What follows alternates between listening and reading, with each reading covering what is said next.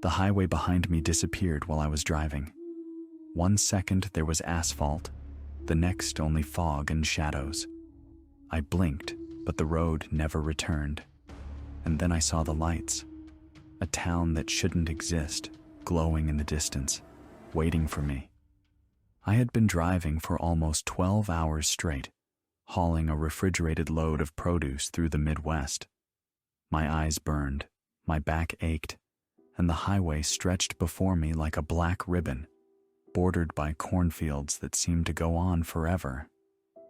I wasn't expecting anything unusual, just empty road, the occasional dim glow of a farmhouse, and the distant hum of my tires on asphalt. Then I saw them, a cluster of soft yellow lights in the distance, too bright and organized to be a farmhouse. At first I thought it was a town, but towns don't just appear out of nowhere in the middle of nowhere. I squinted, rubbed my eyes, and blinked. They were still there. Curiosity outweighed caution. I kept driving, the engine vibrating under me, my headlights cutting through the mist that had begun to form along the roadside. The closer I got, the more the lights seemed to shift, like they were rearranging themselves. When I entered what I assumed was the edge of the town, the asphalt gave way to narrow streets that weren't on any GPS I had. The signs were old, faded, and strangely welcoming. Welcome to Halcyon. I had never heard of it. My dispatcher hadn't mentioned it. My maps didn't exist for this place. The diner was the first thing I saw. A neon sign flickered above the door. Open all night. I parked outside, the tires crunching on gravel, and stepped out. The air smelled faintly metallic, like a storm was coming, or like iron was soaking into everything. Inside, the diner was quiet. Too quiet. A woman stood behind the counter. She smiled at me, but her eyes were empty, like glass marbles. A few other patrons sat scattered in booths. They didn't speak, didn't move beyond sipping coffee and staring straight ahead. I tried to ask for directions, but my voice felt wrong in my own ears. The woman answered in a soft, clipped tone, as if she had been waiting a long time for me. Drive straight. Don't stop. I glanced outside. The road stretched on, empty, and the town seemed smaller than I had imagined. Almost contained. I noticed something else. The sun had not risen. The night sky above was impossibly dark, though I had been driving for hours. Clouds drifted without wind. The air was motionless. I left the diner and got back on the road, trying to follow the directions she had given me. But the streets twisted and curved in ways that defied logic. Buildings appeared where they hadn't been a second ago. Alleys led back to the same corner, and every turn felt both familiar and wrong. Panic started to rise in my chest. My hands gripped the wheel tighter. I looked in the rearview mirror. The diner, the lights, the street signs. They all lingered for a moment before fading into nothingness, as if they had never been there. I tried to call dispatch. No signal, not even a trace. My GPS refused to locate me. My phone had no service, no bars. Just the endless stretch of the town and the silent, watching streets. Then I saw them again. Figures on the sidewalks, appearing at random, always just at the edge of my headlights. When I blinked, they were gone. I thought I was hallucinating. I told myself exhaustion had finally caught up with me. Hours, or maybe minutes, passed. Time didn't feel like it had before. My odometer barely moved, though I drove at normal speed. The same street signs appeared repeatedly, welcoming me back, reminding me I couldn't leave. Finally, I saw a bridge at the end of the main street. Relief flooded me. I floored the accelerator, hoping to escape. The lights flickered, and the bridge seemed to stretch impossibly long. I passed under it, eyes wide, heart hammering, and suddenly everything snapped back to normal. The highway opened ahead, the night wind rushing past the cab. The odometer reflected miles traveled I didn't recognize. The sun was beginning to rise, pale but real. And behind me, nothing. No town, no diner, no strange figures. I still drive that route sometimes, and occasionally, when I'm exhausted and the fog rolls in along the cornfields, I catch a glimmer of lights on the horizon. I swear I can see the streets twisting, the diner glowing faintly, waiting for me to turn off the road. But I never do, because some places don't want to let you go. I first noticed it because the forest went quiet. If you've driven long enough, you learn the background noise of the world. Even at night, even on empty roads, there's usually something. Wind moving through branches, insects buzzing, the distant echo of engines you never actually see. You stop noticing it until it's gone. That night, it all vanished at once. I was hauling lumber through a mountain pass, the kind of route dispatchers offer when they need someone desperate enough to take it. Tight curves, steep grades, no cell service for hours. It paid well, and I needed the money. After my divorce, I stopped saying no to night runs. Empty roads gave me space to think, or at least the illusion of it. The sky was clear when I entered the pass. Moonlight filtered through the treetops, pale and uneven, breaking the forest into shards of silver and black. My headlights cut a narrow tunnel ahead, illuminating the asphalt and the white line hugging the edge of the road. Beyond that was nothing but trees, thick, endless, pressing close. The road climbed steadily. The engine groaned as I pushed uphill, the vibration running through the seat and into my back. I rolled my shoulders, trying to shake off the stiffness that always settled in after hours behind the wheel. Coffee sat warm and bitter in my stomach, keeping me alert but jittery. Then the silence hit. Not gradually, instantly. No wind, no insects, no distant echo. Even the engine sounded wrong, muted, like the sound was being absorbed before it could bounce back. I glanced at the gauges, my eyes flicking over oil pressure, temperature, RPMs. Everything looked normal. Altitude, I muttered. That's all. Still, a knot tightened in my chest. I kept my eyes forward, watching the road snake between the trees, when movement caught my attention in the left mirror. At first, I thought it was just my trailer reflecting uneven ground or shifting shadows. The mirror showed a smear of darker darkness, moving alongside me just beyond the tree line. I looked back to the road, then checked again. It was still there. Not a clear shape. Not something I could point to and name. Just an area where the night looked thicker, like something had scooped light out of the air and was carrying it with purpose. My heartbeat quickened. I adjusted the mirror slightly, changing the angle to get a better look. The darkness adjusted too. A cold sensation slid down my arms, raising goosebumps despite the warm cab.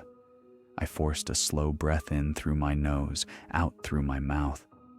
You're tired, I told myself. Your eyes are playing tricks on you. I focused on the road, counting reflective markers as they flashed past, a trick I'd used 100 times to ground myself. 5 seconds passed. Against my will, my eyes drifted back to the mirror. The darkness was closer now, too close.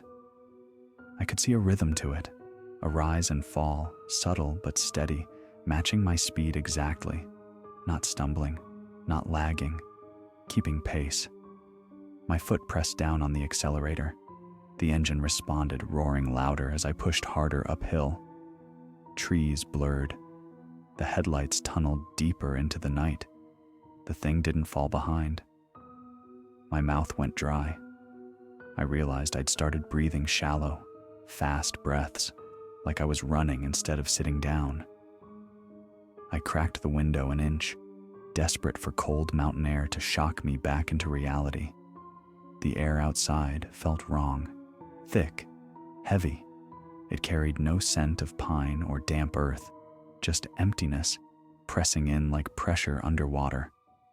The road curved sharply to the right. For a moment, the mirror angle shifted enough that I lost sight of it. Relief hit me hard, almost dizzying. "See?" I said aloud, forcing a shaky laugh. Nothing there. Then it appeared in the right mirror. I swore, my voice sounding small and trapped inside the cab. I scanned the shoulder ahead. There was nowhere to pull over, just a narrow strip of gravel, and then trees plunging downward into darkness. No guardrails, no mercy. I told myself not to look again. I failed almost immediately. This time, I saw more. The suggestion of form, tall, unnaturally so. It moved smoothly despite the uneven ground, its pace effortless. No reflection from my headlights, no eyeshine, just motion where motion shouldn't exist. My thoughts spiraled. Animal, shadow, hallucination. Each explanation collapsed under its own weight the longer I watched. The forest began to feel closer. Branches arched overhead, twisting together like ribs closing around the road. The darkness ahead seemed thicker than before, swallowing my headlights faster. That's when I heard it. A sound outside the truck. Not an impact, not a scrape. Footsteps. Soft, deliberate, matching my speed perfectly. My hands clamped onto the wheel until my fingers ached. My heart pounded so hard I could feel it in my throat, in my ears, drowning out everything else. "No," I whispered. "No, no, no." The footsteps sped up.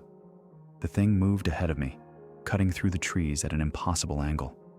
For half a second, my headlights caught it crossing the road 50 yards ahead, a vertical smear of darkness, darker than the night itself.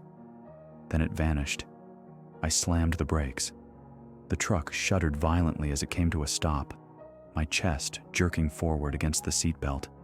Silence rushed in again, complete and crushing. No footsteps, no wind, no insects.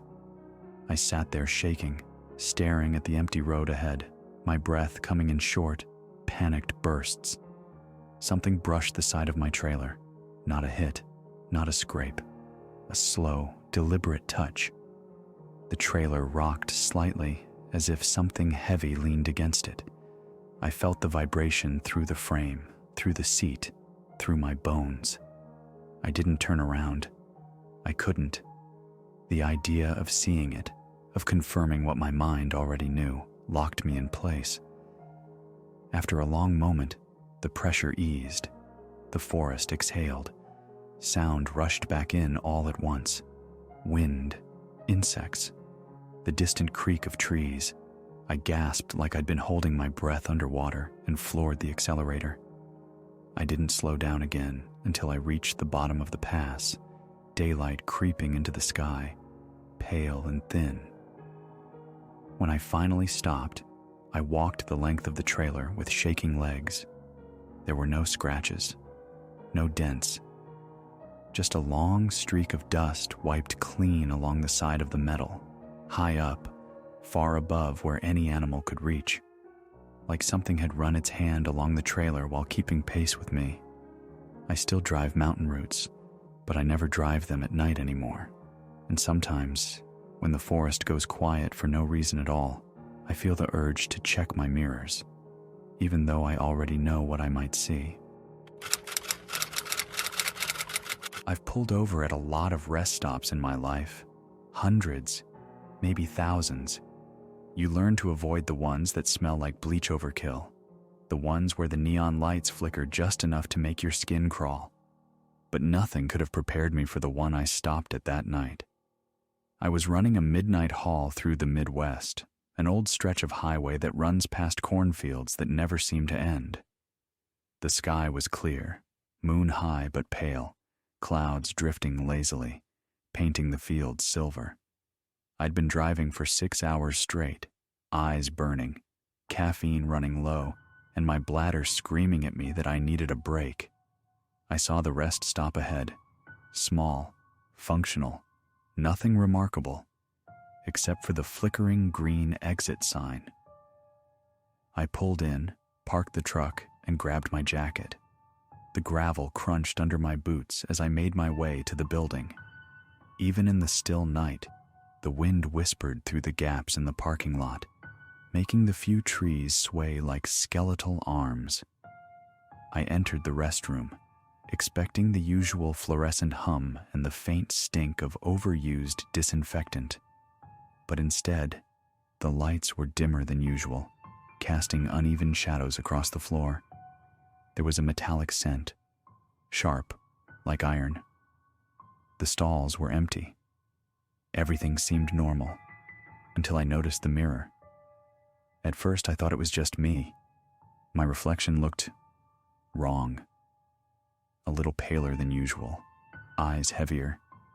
But then I realized the reflection wasn't mirroring me exactly. I raised my hand.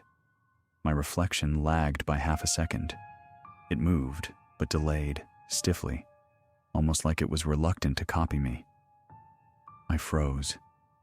A bead of sweat trickled down my temple. I told myself it was fatigue. I told myself the lack of sleep was messing with my brain. But the air in the room had changed. It felt thick, heavy, like someone had poured it in from outside. I hurried into a stall, locked the door, and tried to ignore the unease settling into my chest. My heartbeat thumped in my ears. I splashed water on my face at the sink, and when I looked back into the mirror, something was behind me. A woman. Pale, long, dark hair hanging in wet strands over her face. She wasn't moving, not really. Just standing there, in the reflection, perfectly still. I whipped around. The stall behind me was empty. Every other corner of the room was empty. Only me. I turned back to the mirror. She had moved closer, her head tilting slightly, eyes dark and hollow, staring straight at me. I staggered back, tripping over the edge of the stall door. Then the door I'd come through clicked, locked, by itself. I yanked on the handle. Nothing. I pounded, yelled, cursed. My voice echoed strangely, stretched thin, and I realized the room had gone completely silent, except for the echo of my own panic. The lights flickered violently. When they came back, she was standing at the sink behind me, outside the stall. I could see her faintly through the reflection of the steel door, pale and wet, and smiling in a way that didn't reach her eyes. "Why are you here?" I whispered. My own words sounded foreign, hollow. No reply, but the temperature dropped sharply, frost forming on the corners of the mirror. My breath fogged up the glass. My heartbeat sounded deafening in my skull. I realized I couldn't leave. The door stayed locked no matter how hard I pulled. Even if I tried to climb over the partition, it seemed taller, stretching unnaturally as if the room itself had grown. My mind screamed at me that this was impossible, that I was dreaming, hallucinating. But nothing about this felt like a dream. Then she spoke, not a voice I could hear normally, but inside my head. "You've been here before." I froze, remembering flashes I didn't want to remember. A rest stop from years ago, late at night, when I'd pulled over after a long drive, thinking I was alone. I had never told anyone about what I saw then.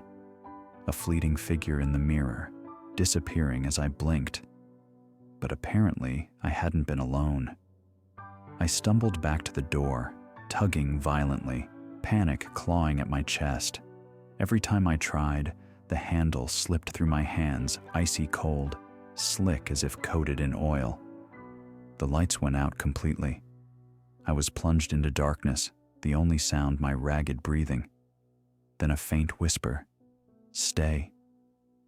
I bolted to the wall, sliding down until I hit the corner, pressing my face to the cold tile. The whispers continued, soft, insistent, echoing my own memories back to me. The air was thick, damp, suffocating. Then, suddenly, the lights returned. Everything was normal again. The mirror, the sink, the floor. The door was unlocked. I yanked it open, bolted outside into the cold night air, and didn't stop running until I was back in my truck. I never went back inside. I never used that rest stop again. Even now, years later, when I'm driving late at night, I sometimes catch glimpses of her in the rearview mirror, pale, staring, just beyond the edge of the cab, standing perfectly still. And I remember the whisper, "You've been here before. I've learned not to stop. Not at night. Not anywhere I don't know. Some places don't want you to leave." I should have turned back the moment the fog started. I'd been driving through the back roads of Pennsylvania, a late-night haul, long, flat stretches of asphalt surrounded by rolling farmland and dense woods. My trailer was loaded with electronics, and I was behind schedule, so there was no time to hesitate. But around 1:30 a.m., the fog rolled in so thick I could barely see a few feet ahead. It clung to the cab like a wet blanket and muffled the engine's hum in an unnatural way. I tried to shake off the unease. I've been driving trucks for 15 years. Fog, darkness, isolation. It's all part of the job. You learn to stay calm. You learn to focus on the road. But something about that night was different. At first, it was little things.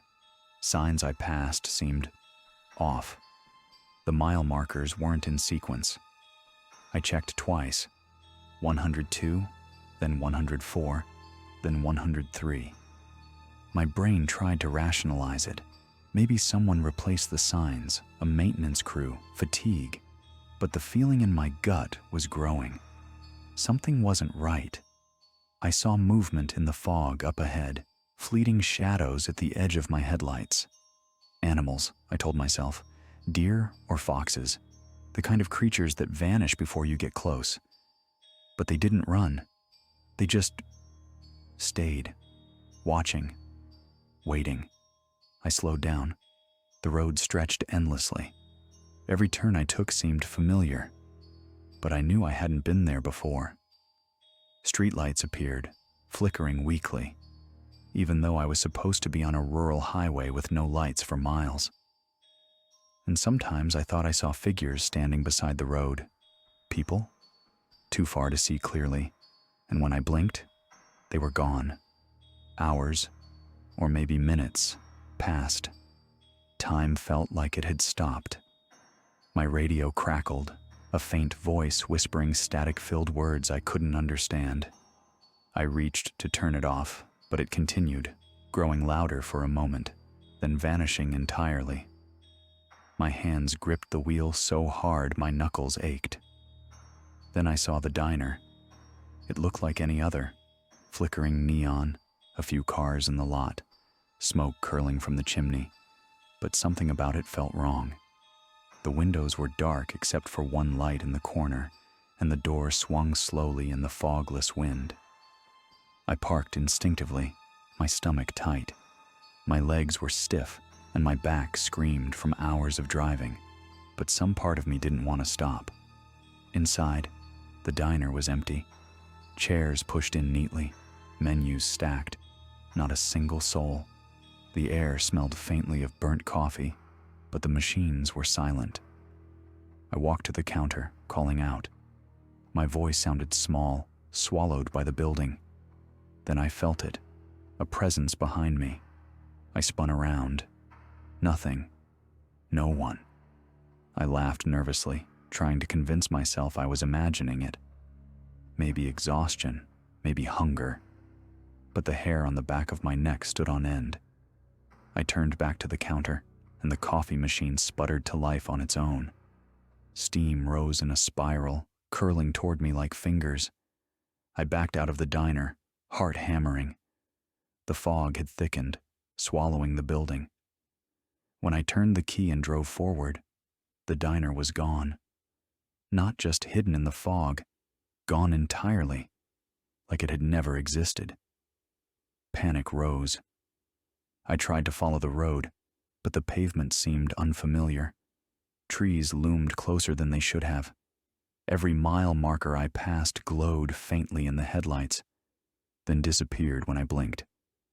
I started to count the markers aloud, hoping that logic would anchor me. 101, 102, 104, 103. The numbers didn't make sense, but the rhythm of speaking them kept me going. That's when I saw movement in the fog again. Shapes pacing alongside the truck, too fluid to be human. Every time I glanced in the mirrors, they were there, just at the edge of visibility, keeping pace, silent and patient.